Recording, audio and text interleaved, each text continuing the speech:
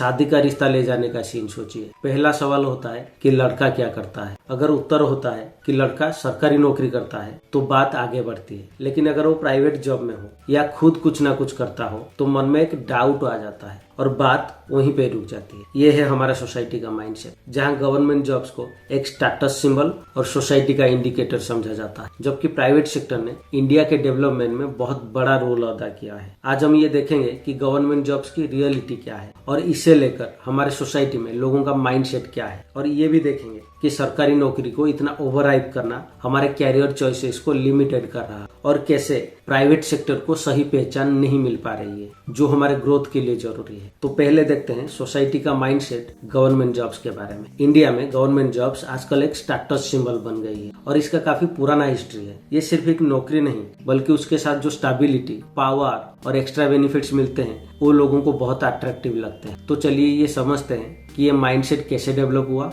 और हमारे सोसाइटी पर इसका क्या इम्पैक्ट है। तो पहले हिस्टोरिकल कॉन्सेप्ट देखते हैं। जब ब्रिटिश राज था तब गवर्नमेंट जॉब्स को बहुत प्रेस्टिजियस माना जाता था। ब्रिटिश गवर्नमेंट में काम करना एक बड़ा डील था। आज भी ये माइंडसेट सोसाइटी में जिंदा है क्योंकि इंडिपेंडेंस के बाद भी गवर्नमेंट जॉब्स को रेस्पेक्ट दिया गया है। जैसे हमारे ग्रैंड पेरेंट्स और बुजुर्ग आज भी कहते हैं कि बेटा अगर तुम्हें सरकारी नौकरी मिल गई तो तुम्हारी जिंदगी सेट है। सबसे बड़ी बात जो गवर्नमेंट जॉब्स में लोग देखते हैं वो है जॉब सिक्योरिटी। एक बार गवर्नमेंट जॉब मिल गई तो जिंदगी भर काम चलने का एश्योरेंस मिल जाता है। आज भी कई लोग ये सोचकर गवर्नमेंट एग्जाम्स की तैयारी करते हैं कि अगर ये हो गया तो टेंशन खत्म। जैसे कि गवर्नमेंट स्कूल टीचर्स जो 30-40 साल तक अपनी नौकरी में लगातार काम करते हैं बिना किसी टेंशन के। लोग गवर्नमेंट जॉब्स को एक सेफ फ्यूचर के रूप में देखते हैं। ये सोच हर चीज में दिखाई देता है, चाहे शादी हो या घर के डिसीजंस। पेरेंट्स को लगता है कि गवर्नमेंट जॉब वाला दामाद या बहू उनकी बेटी या बेटा के लिए एक सिक्योर फ्यूचर है। एक एग्जाम्पल ले लीजिए। आज भी कई शादियों में जब लड़की के पेरेंट्स लड़का के जॉब स्टेटस देखते हैं तो अगर लड़का गवर्नमेंट जॉब में हो तो उनके लिए परफेक्ट मैच लगता है। गवर्नमेंट जॉब्स के साथ जो एक्स्ट्रा बेनिफिट्स मिलते हैं जैसे पेंशन, मेडिकल इंश्योरेंस और एक पावर पोजीशन, वो भी लोगों के लिए काफी अपीलिंग है। जैसे कि पुलिस ऑफिसर्स या एडमिनिस्ट्रेटिव ऑफिशियल्स, उनको जो सोशल रेस्पेक्ट मिलती है वो प्राइवेट सेक्टर के किसी भी एम्प्लॉइज को उतने आसानी से नहीं मिलती हैं। ये सब चीजें मिलके एक ऐसा माइंडसेट बना देती हैं जहां गवर्नमेंट जॉब्स को सबसे ज्यादा प्रायोरिटी दी जाती है, जबकि प्राइवेट सेक्टर को उतनी इम्पोर्टेंस नहीं मिलती है। थोड़ा प्राइवेट सेक्टर की कंट्रीब्यूशन के बारे में बात करते हैं। रोजगार और देश की ग्रोथ की बात करते वक्त हम यूजुअली गवर्नमेंट जॉब्स पर ही ज्यादा फोकस करते हैं, लेकिन अगर सच्चाई देखें तो देश के ग्रोथ का असली इंजन है प्राइवेट सेक्टर। चाहे नए जॉब्स क्रिएट करने की बात हो या देश को ग्लोबल कंपटीशन के लिए तैयार करने की, प्राइवेट सेक्टर का रोल गवर्नमेंट सेक्टर से काफी ज्यादा और इम्पैक्टफुल है। प्राइवेट सेक्टर के कंट्रीब्यूशन को समझने के लिए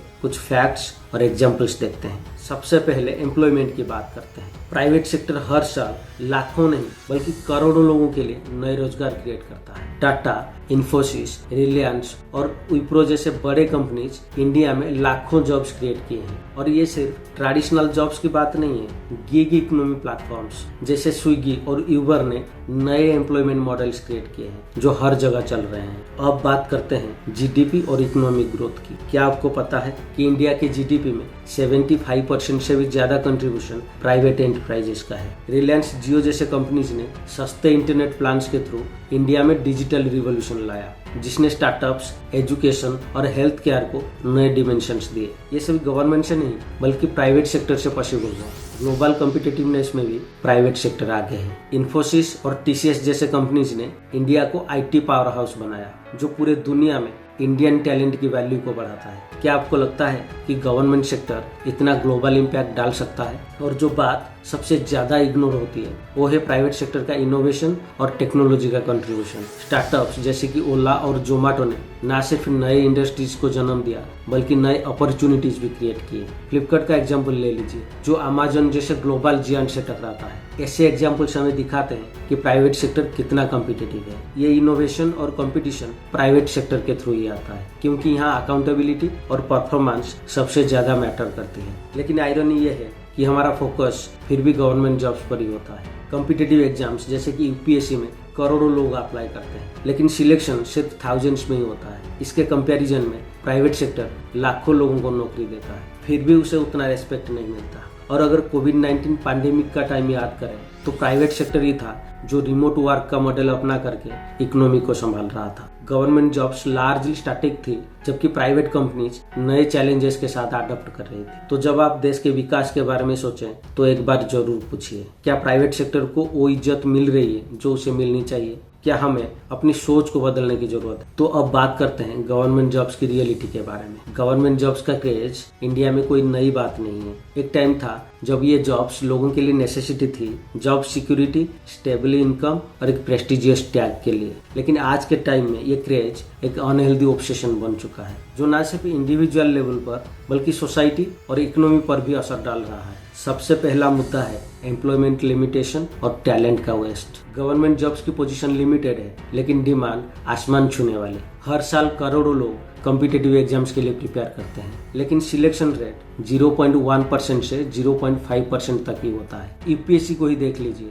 2023 में 13 लाख से ज्यादा एप्लीकेंट्स थे, लेकिन आईएएस, आईपीएस और आईएफएस को मिलाकर 1016 कैंडिडेट सिलेक्ट हुए हैं। 2014 से 2022 तक 22 करोड़ से भी ज्यादा लोग फेडरल जॉब्स के लिए अप्लाई किए हैं। उसमें से सिर्फ 7,22,000 लोग ही सिलेक्ट हुए हैं। बाकी के करोड़ एस्पायरेंट्स का क्या? ये वही लोग हैं जो अपने कैरियर के सबसे प्रोडक्टिव साल कॉम्पिटिटिव एग्जाम्स के लिए सैक्रिफाइस करते हैं। अगर ये सेम टैलेंट प्राइवेट सेक्टर या एंटरप्रेन्योरशिप में लगता तो सोसाइटी और इकोनॉमी को ज्यादा फायदा होता। एक एग्जाम्पल ले लीजिए, एक ग्रेजुएट अगर 5 या 6 साल एसएससी या बैंकिंग एग्जाम्स के प्रिपरेशन में लगाता है, जबकि वो उस टाइम पे प्राइवेट जॉब में काम करके अपना स्किल डेवलप कर सकता था, तो उसकी ग्रोथ और इकोनॉमी दोनों में फर्क पड़ता। दूसरा मुद्दा है अकाउंटेबिलिटी की कमी और इकोनॉमिक बर्डन। गवर्नमेंट जॉब्स में एक बार नौकरी लग जाए तो काम करने की रेस्पॉन्सिबिलिटी सेकेंडरी हो जाती है। सरकारी ऑफिसेज के इनएफिशिएंसी के बारे में हम सभी जानते हैं। काम एक टेबल से दूसरे टेबल तक पहुंचते पहुंचते महीने लग जाते हैं। रेड टैपिज्म और स्लो प्रोसेसेस काफी कॉमन है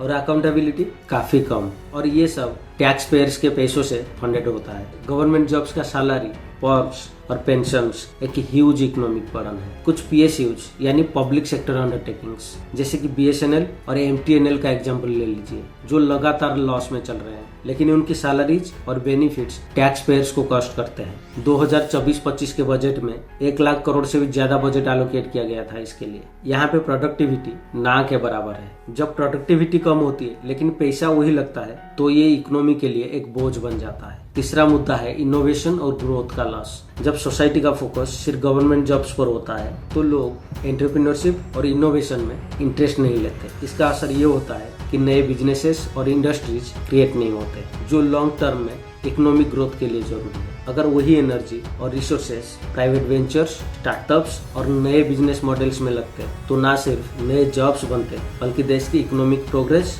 और ग्लोबल कॉम्पिटिटिवनेस भी बढ़ती। सबसे इम्पोर्टेंट मुद्दा है सोसाइटल ऑब्सेशन और मेंटल हेल्थ पर इम्पैक्ट। सोसाइटी में गवर्नमेंट जॉब्स को एक वीआईपी ट्रीटमेंट मिलता है। अगर एक ब्लॉक डेवलपमेंट ऑफिसर यानी बीडीओ को और एक प्राइवेट सेक्टर में काम करने वाले एम्प्लॉय के साथ कंपेयर करें तो एक गाँव में बीडीओ को ज्यादा रिस्पेक्ट मिलेगा। ये रिस्पेक्ट अक्सर उनके परफॉर्मेंस के लिए नहीं बल्कि सिर्फ गवर्नमेंट टैग के लिए होती है। ये ऑब्सेशन का असर सिर्फ एम्प्लॉयमेंट पर नहीं बल्कि मेंटल हेल्थ पर भी पड़ता है। कॉम्पिटिटिव एग्जाम्स की फेलियर का प्रेशर, एक्सपेक्टेशन का बोझ और सोशल स्टिग्मा की वजह से डिप्रेशन और एंजाइटी कॉमन होते जा रहे हैं। रिपोर्ट्स की बात करें तो 2021 में इन्हीं कारणों की वजह से 13,000 से भी ज्यादा स्टूडेंट्स ने सुसाइड की है। मतलब एक दिन में 35 से भी ज्यादा स्टूडेंट्स सुसाइड किए हैं। 2020 में 12,526 डेथ रिकॉर्ड हुए हैं और ये सभी एग्जाम फेलियर की वजह से हुआ है। तो ये सब देखकर ये सवाल उठता है, क्या गवर्नमेंट जॉब्स को ओवर वैल्यू करना सच में जस्टिफाइड है?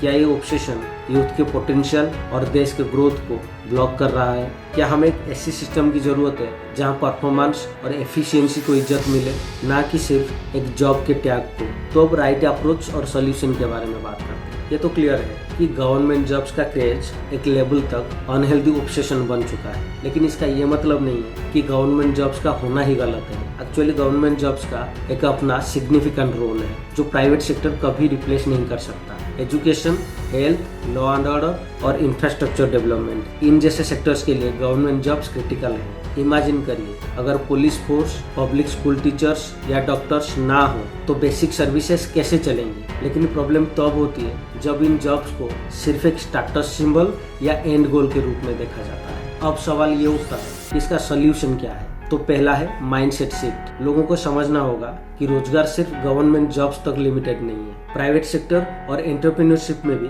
काफी अपॉर्चुनिटीज हैं जो पर्सनल ग्रोथ और देश के डेवलपमेंट के लिए इक्वली इम्पैक्टफुल है। हमें एक बैलेंस्ड पर्सपेक्टिव की जरूरत है जहां गवर्नमेंट और प्राइवेट जॉब्स दोनों को इक्वल वैल्यू मिले। Number 2, skill based approach. Youth को कॉम्पिटिटिव एग्जाम्स के साथ साथ अपने इंटरेस्ट और स्किल के हिसाब से कैरियर ऑप्शंस एक्सप्लोर करने के लिए मोटिवेट करना चाहिए। फॉर एग्जांपल, जो लोग कोडिंग या डिजिटल मार्केटिंग में टैलेंटेड है वो प्राइवेट सेक्टर या फ्रीलांसिंग में अपना करिश्मा दिखाएं। गवर्नमेंट जॉब्स जरूरी हैं, लेकिन हर इंसान के लिए ये एक बेस्ट फिट हो ये जरूरी नहीं है। नंबर 3, गवर्नमेंट सेक्टर का मॉडर्नाइजेशन। अगर गवर्नमेंट सेक्टर को ज्यादा एफिशिएंट और अकाउंटेबल बनाया जाए तो इसका ऑब्सेशन नेचुरली कम हो सकता है। ट्रांसपेरेंट प्रोसेसेस और परफॉर्मेंस बेस्ड इंसेंटिव्स का इम्प्लीमेंटेशन इसमें एक बड़ा स्टेप हो सकता है। नंबर 4, एंटरप्रेन्योरशिप का प्रमोशन। गवर्नमेंट और प्राइवेट इंस्टीट्यूशन को मिलाकर ऐसे प्रोग्राम्स लॉन्च करने चाहिए जो नए बिजनेसेस को एनकरेज करें। जब नए स्टार्टअप्स और वेंचर्स बढ़ेंगे